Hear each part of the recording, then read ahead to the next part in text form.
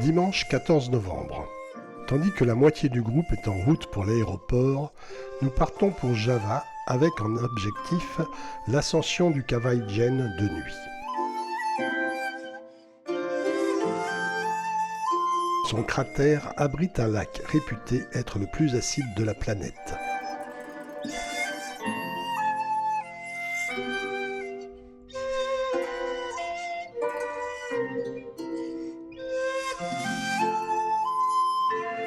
Il contient une solfatare, d'où est extrait du minerai de soufre.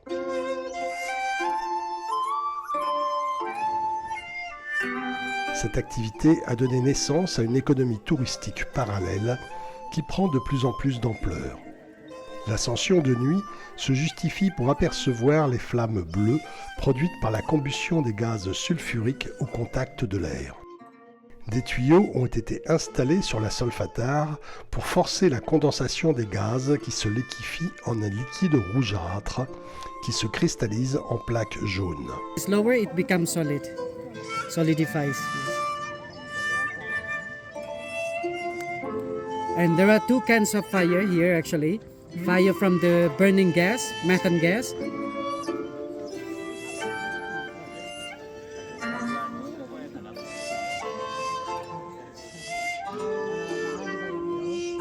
La sortie du cratère par un sentier abrupt dans la lave est ardue. Encore plus pour les mineurs qui remontent avec des charges atteignant 80 kg.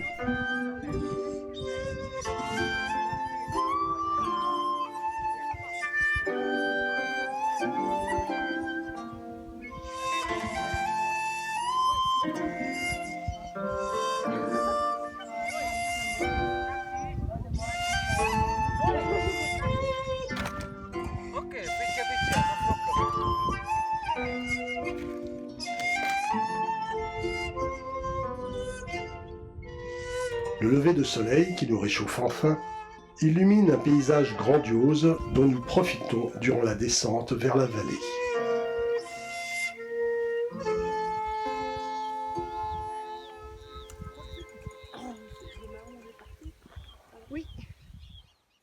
Lundi 15 novembre. Nous quittons Permuterane pour rejoindre Ubud, qui sera notre camp de base. En chemin, nous faisons un arrêt sur les bords du lac Bratan pour une rapide visite du temple qui remonte au XVIIe siècle, dédié à la déesse du lac.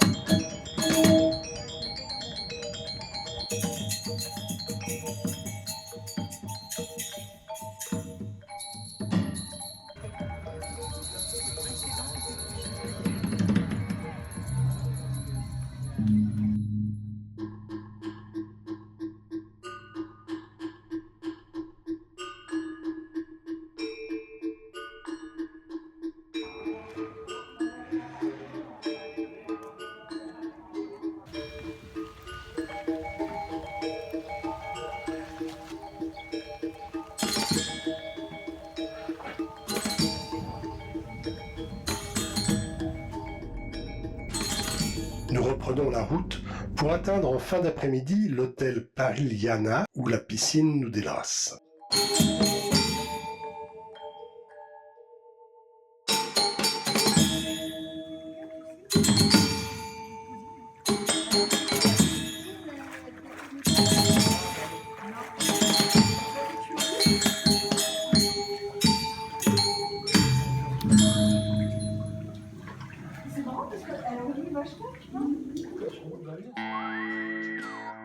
Mardi 16 novembre.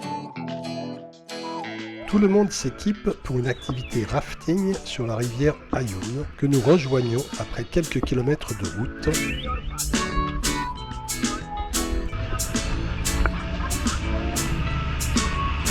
Et une marche au milieu des rizières.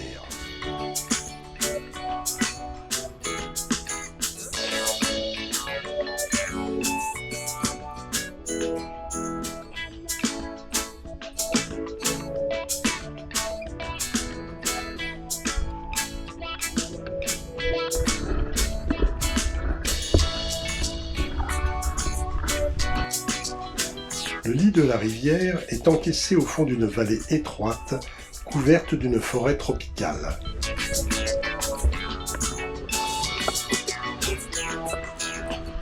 Les fortes pluies des derniers jours donnent une couleur caramel à l'eau dont le débit nous promet de belles sensations.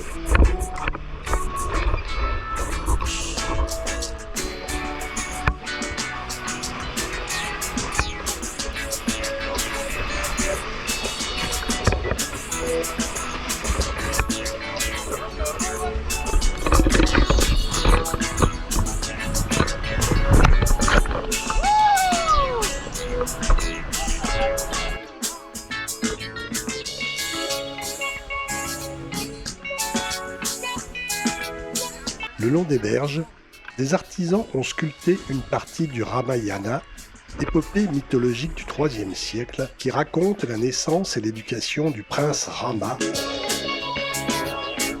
L'œuvre raconte également l'exil de Rama et Sita dans la forêt de Dandaka, l'enlèvement de Sita, sa délivrance et le retour de Rama sur le trône.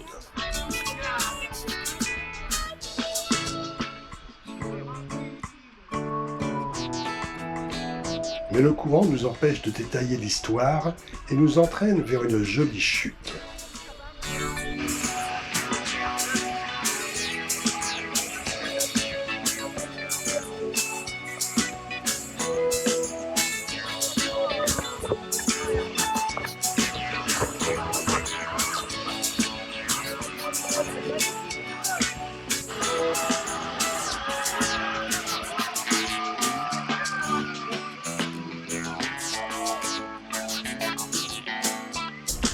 Allez, pas gagné!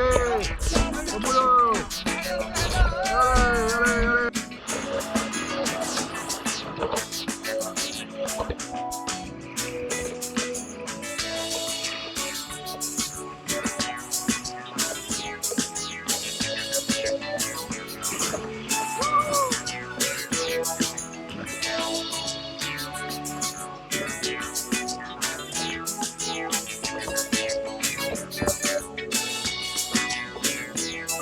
La fin du parcours réserve encore quelques rapides, un temple dédié à la rivière et une belle glissade finale.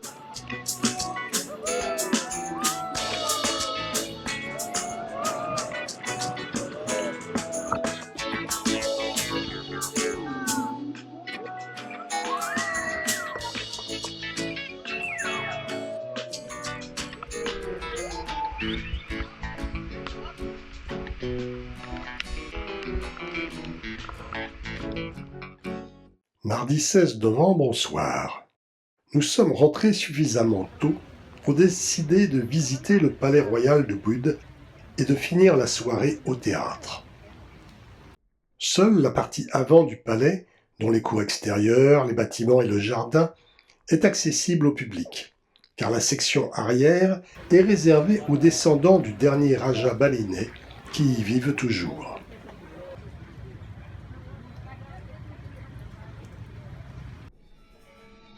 Comme il pleut, la représentation n'aura pas lieu au Palais Royal comme d'habitude, mais juste en face.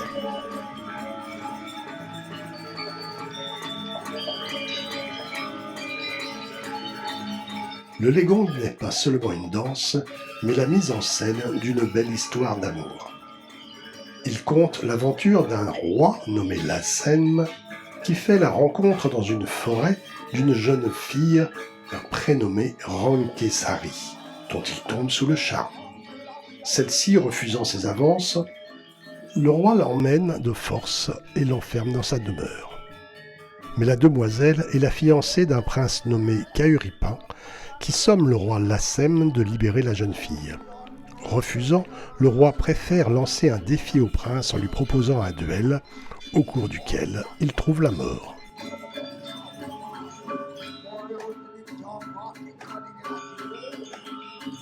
L'histoire interprétée par la danse du barong narre le combat éternel opposant les forces du bien et du mal. Le nom barong fait référence à une créature mythique représentant le bien qui a comme adversaire Ranida, la reine des sorcières qui incarne le mal. Hormis le fait que le barong représente le bien, il est également considéré comme le roi des esprits le protecteur des villages de l'île et le seigneur de la forêt. Durant toute la durée du spectacle, cette créature ressemblant à un chien et à un lion est animée par deux personnes, l'une faisant bouger la tête et la mâchoire, tandis que l'autre anime la partie postérieure de l'animal.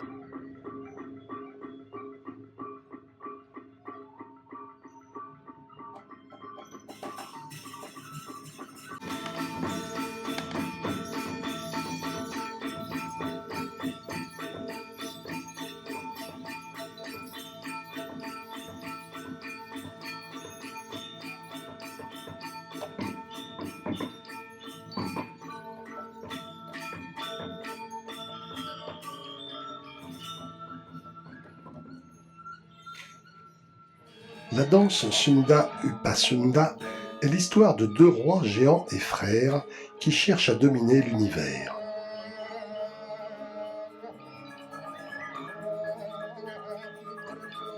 Au sommet de leur puissance, le dieu Sangyang leur offre un pouvoir magique leur permettant de conquérir le ciel, mais qu'il est interdit d'utiliser comme arme.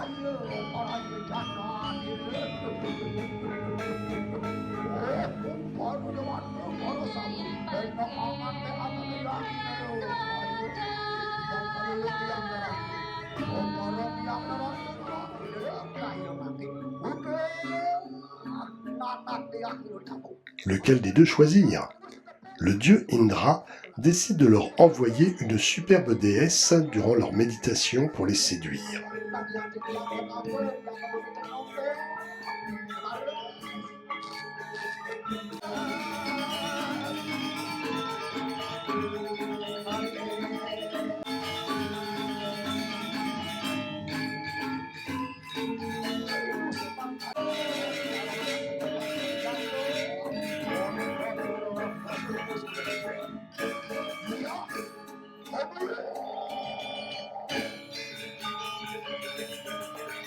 Elle y réussit si bien que les deux géants, fous amoureux, se battent entre eux, mais sont d'égale force, si bien qu'ils en viennent à utiliser le pouvoir divin du dieu Xingyang. En franchissant cet interdit, ils perdent à tout jamais la possibilité de conquérir le ciel.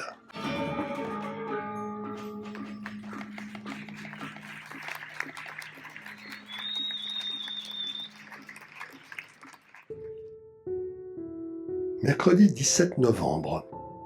Nous rejoignons le centre de Bali pour admirer les rizières en terrasse de Jatilovite, inscrites au patrimoine mondial de l'UNESCO.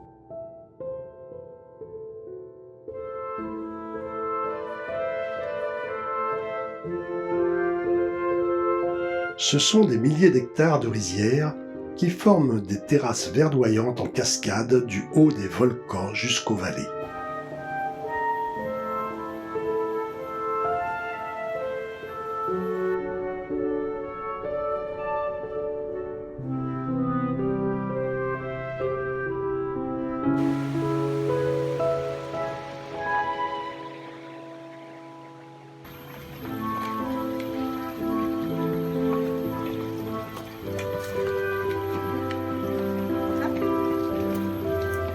Le Subak est un système d'irrigation qui permet d'utiliser l'eau de manière écologique et durable.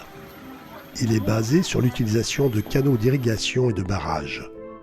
Ce système ingénieux est très ancien car il remonte au IXe siècle. L'aspect religieux intervient car la gestion de l'eau est sous l'autorité des prêtres.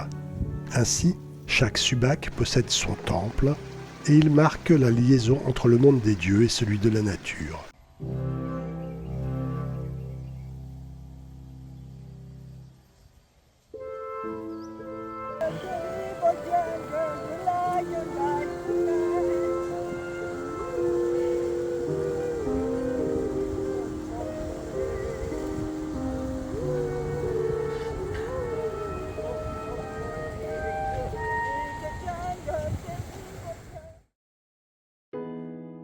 Jeudi 18 novembre.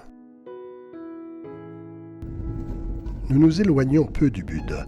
Sur la route de Tegalalang, nous faisons un arrêt devant un temple de village.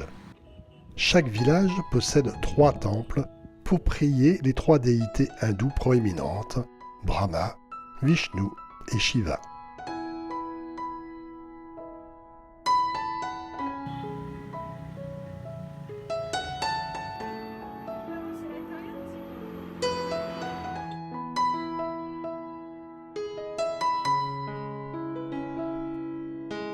Second arrêt pour observer une cueillette de fleurs qui serviront pour les offrandes quotidiennes.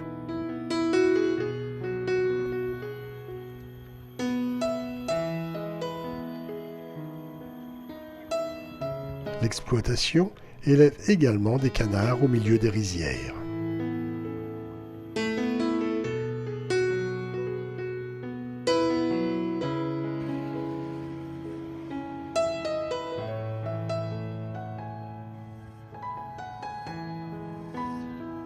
Nous atteignons la vallée de Tegalalang et ses rizières en terrasse qui comptent parmi les plus belles de Bali.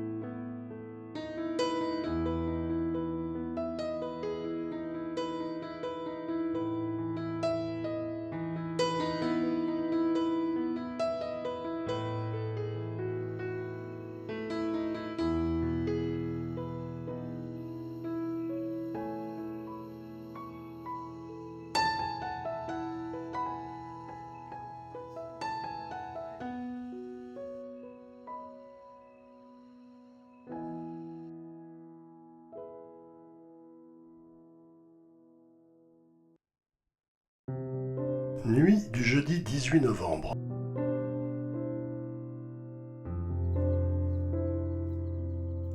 Quelques courageux sont partis de nuit à l'assaut du mont Batur.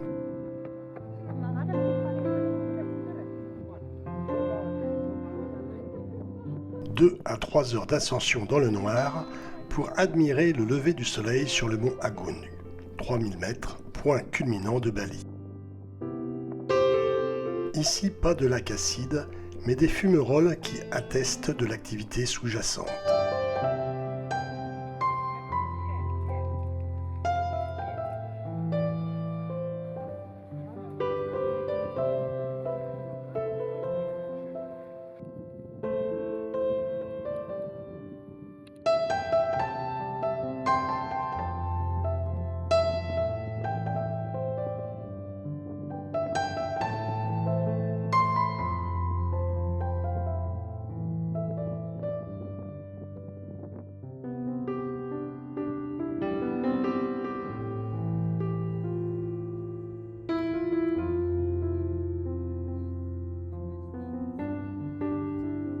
Le mont Batur est au centre d'une immense caldeira qui emprisonne un lac bordé par le village de Pendelokan.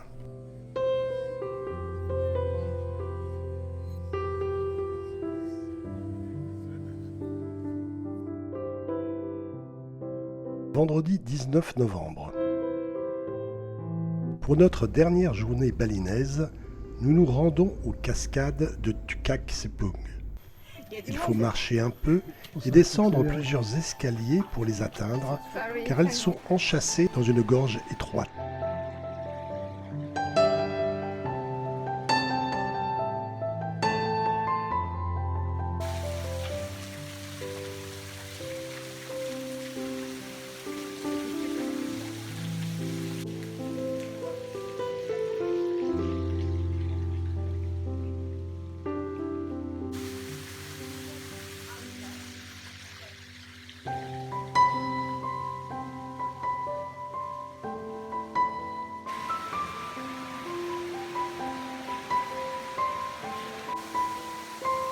Pour les rejoindre depuis le lit de la rivière, il faut franchir d'étroits goulets qui donnent l'impression de pénétrer dans une grotte dont le plafond manquant laisse tomber l'eau en rideau.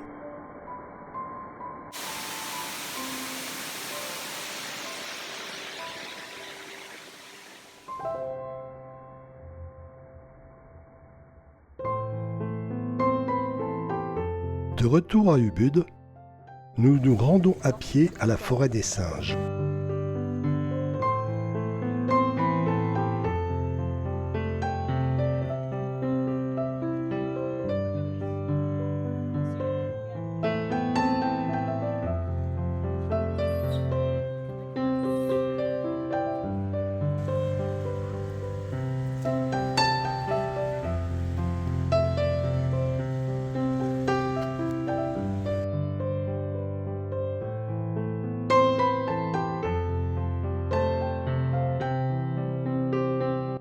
Il s'agit d'une forêt sacrée, siège du temple de Dalem Padang Tegal, où 600 macaques évoluent en liberté. Ils sont répartis en 5 groupes, occupant chacun son propre territoire dans le parc.